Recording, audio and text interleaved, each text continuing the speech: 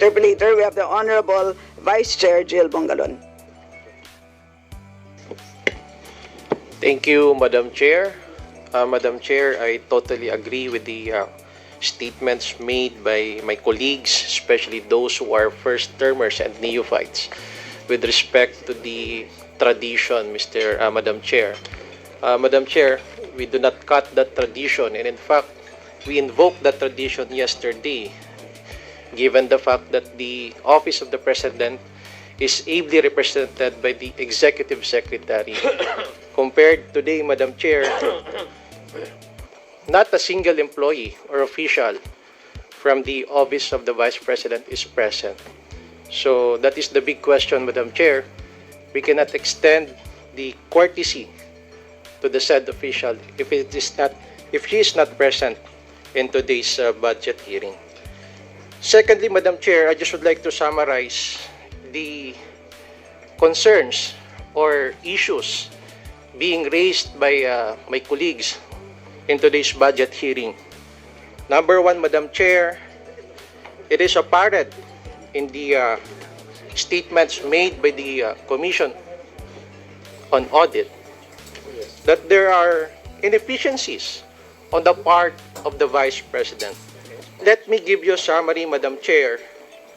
For instance, in the program of the OBP, which is the Magnegosyo Taday, wherein the budget allocated is 150 million pesos. And based on the report, it is only 600,000 pesos or 0.40% were utilized as of December 31 of 2023. Secondly, Madam Chair, it was presented a while ago the excessive rentals of the satellite offices and storage spaces of the Office of the Vice President. These are the questions, Madam Chair, that could have answered no less than by our Vice President. Hala, nasaan yung mga pera? Next, Madam Chair, I would like to emphasize the redundancies on the socio-economic program delivery, wherein these programs are being given by other agencies under the executive department. And that is why I just would like to be clarified why the Office of the Vice President is also giving the same assistances, given the fact that these are already existing and there are other agencies that handle these programs. Just to give you a brief background, Madam Chair, there is a substantial increase in the budget for socio-economic program delivery, rising to 1.9 billion in 2025, up from 1.7 billion in 2024. The justification for this increase is not clearly outlined in the budget, Madam Chair, particularly when the Office of the Vice President does not have a primary mandate to manage socio-economic programs. Madam Chair, it is my humble submission that the increase could imply that funds are being used for projects outside the OBP's traditional scope, possibly overlapping with other agencies, leading to inefficiencies and redundant spending.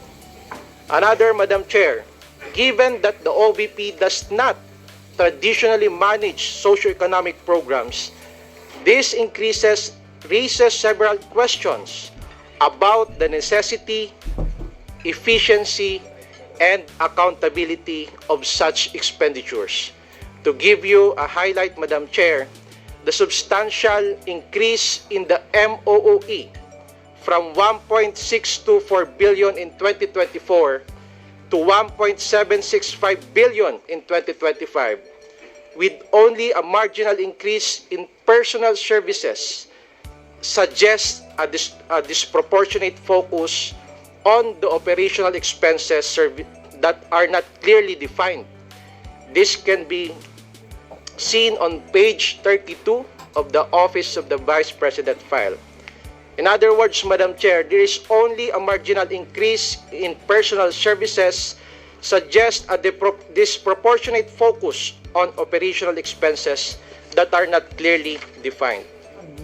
Another issue that I would like to raise, Madam Chair, unfortunately this could not be answered by the Vice President, is the excessive travel and representation expenses. The budget includes 62 million for traveling expenses and 87.9 million for representation expenses. OMG. These amounts, Madam Chair, are unusually high, particularly for an office that does not have an extensive field presence or international role, unlike departments such as Foreign Affairs. Therefore, Madam Chair, the necessity of such large travel and representation budget could be questioned. Oh my goodness. Also, Madam Chair, Grabe pala I would ito like to gumastos. also raise the increase in operating expenses despite fewer programs. The maintenance and other operating expenses increased to 1.792 billion from the previous year, Oh dear. despite no significant increase in the number of programs of clear explanation of new initiatives that require such funding. This increase, Madam Chair, without a clear explanation could be seen as fiscally irresponsible. Nako. Madam Chair, as a first-termer and a neophyte, it saddens me, Madam Chair, that we cannot give that courtesy to an official who is not present today. I also know and respect the tradition that is being given, but the respect should be mutual, Madam Chair. And therefore, we cannot extend that courtesy by observing inter-branch courtesy to the second highest official of the land, which is the Vice President. Madam Chair, my time is will already end.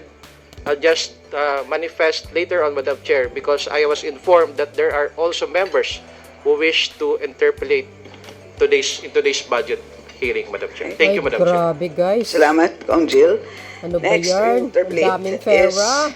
our Appropriations Chair, the Honorable Elizalde. Grabe pala